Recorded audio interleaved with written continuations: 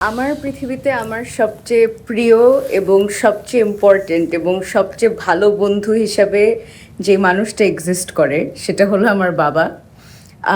আমার বাবা আমাকে বড় হওয়ার সময় ওরকম একটা শাসন করেনি। সে এখনও আমাকে কখনো শাসন করে না, বাট আমি যথেষ্ট ডিস্টার্বিং।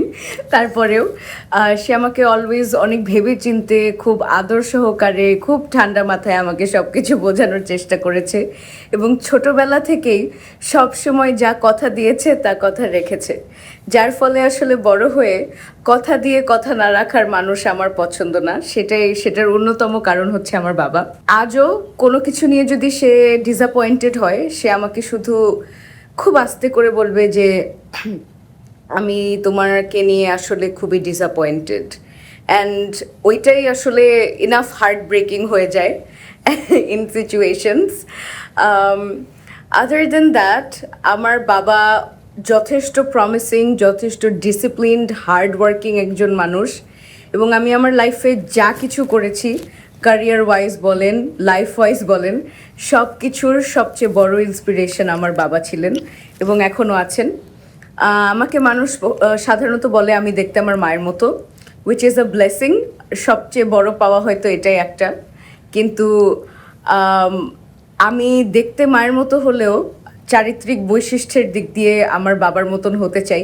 আমার বাবা আমাকে 2 বছর বয়স থেকে তার সঙ্গে করে করে শুটিংয়ে নিয়ে যেতেন, আর আমার সবচেয়ে ভালো মেমোরি আমার বাবার সঙ্গে হচ্ছে ছোটোবেলায় যখন আমরা পুরনো পল্টনে থাকতাম, তখন সে আমাকে রিক্সা করে করে বিভিন্ন জায়গায় ঘোরাতে নিয়ে যেত।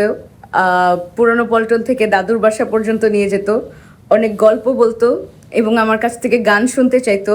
তো আমি রিক্সায় বসে বসে উচ্চস্বরে গান গেতাম 3 বছর বয়সে। বাবা, আমি তোমাকে অসম্ভব ভালোবাসি, তুমি হয়তো জানো না আমি তোমাকে কতটুকু ভালোবাসি, কিন্তু thank you so much for everything that you have always done for me and that you continue to do. You are my true hero.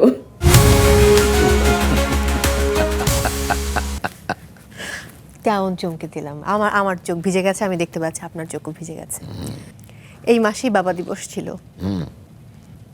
সবচেয়ে বড় যেটা আমার পাওয়া সেটা হচ্ছে আমি আমার দুটো মেয়ের বাবা। আমি এটা হলো আমার জীবনের সবচেয়ে বড় পাওয়া। আর মেয়েদেরকে আমি একদম মেয়ে হিসেবে মানুষ করিনি, আমি একটা সন্তান হিসেবে মানুষ করতে গেছি এবং বলে দিয়েছি যে একটা ছেলে যেভাবে চলে সেভাবেই নিজেকে মানসিকভাবে শক্ত রাখতে হবে, নিজেরটা নিজে করতে হবে। যে জন্যে ওই যে ওরা বলছে যে যা শিখেছি বা যা দুই তিনটা জিনিস, ভ্যালুস, মিথ্যা কথা বলা যাবে না, অন্যায়কে প্রশ্রয় দেওয়া যাবে না, কিছুতেই না, আর নিজেকে ভালোবাসতে হবে। নিজেকে ভালোবাসলে অন্যকে ভালোবাসা যায়।